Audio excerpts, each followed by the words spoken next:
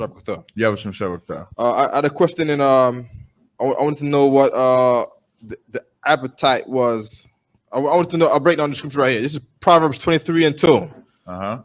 Put a knife to thy throat, if thou be a man given to appetite. Okay, what does appetite mean? So it'll be something that you want but don't need. Read verse 1. Verse 1.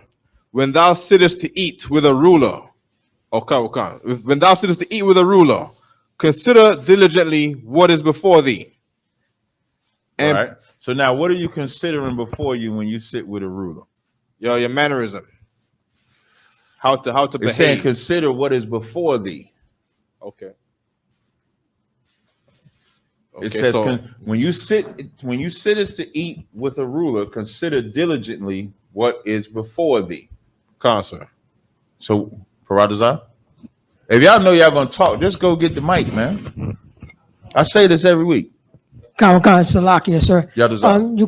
You consider that ruler that's in front of you. Right. You're looking at the ruler. So what are you observing about that ruler? If that ruler is froward, if that ruler is gentle, if that ruler has wisdom, you don't want to come before him and not know how to present yourself.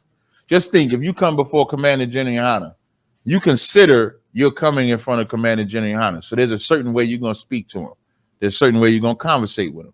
Whether it's General Muhammad, whether it's anybody that outranks you, even people that you outrank, when you go before them, you're going to consider diligently before you present yourself.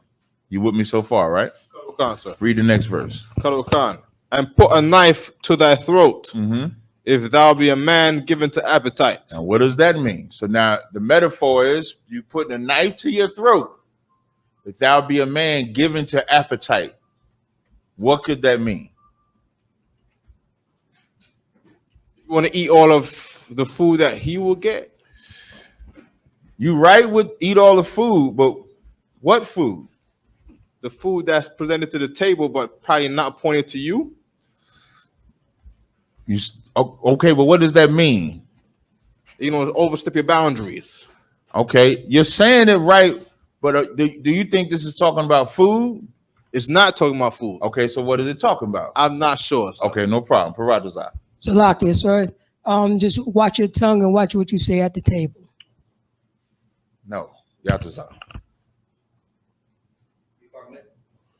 If I may, sir, it is saying to be mindful of not partaking in what that ruler has to offer.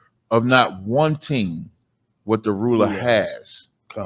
Like you can be envious of that ruler. When it says, if thou be given to appetite, the ruler could bribe you, or you could want what the ruler has.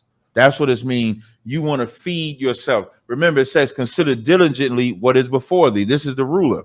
Now, if you coming before the ruler, read verse 3. Verse 3.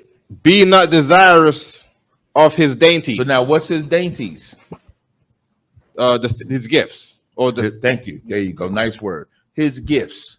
Then when the ruler come and give you the gifts and say, man, we had it good when we was like the Maccabees, right? When they said we had it good when we were serving them heathen. That's what the ruler come.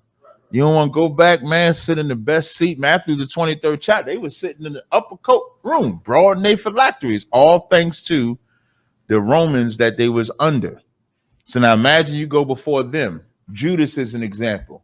Judas had an appetite of greed. And so they fed him 30 pieces of silver, right?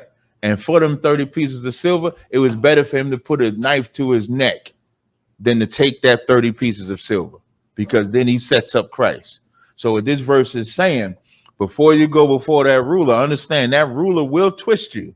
That ruler will turn you if you're not diligent before you go, diligent in understanding what his agenda is with you. You understand? It's about being bought. About being bought. Bought. Yeah, like somebody being able to buy you. They take HACERLO and say, man, HACERLO building up Brooklyn strong, got all these meat trees. He run the damn Hebrew. Let me see if I could get him to bring some Yiddish up in here.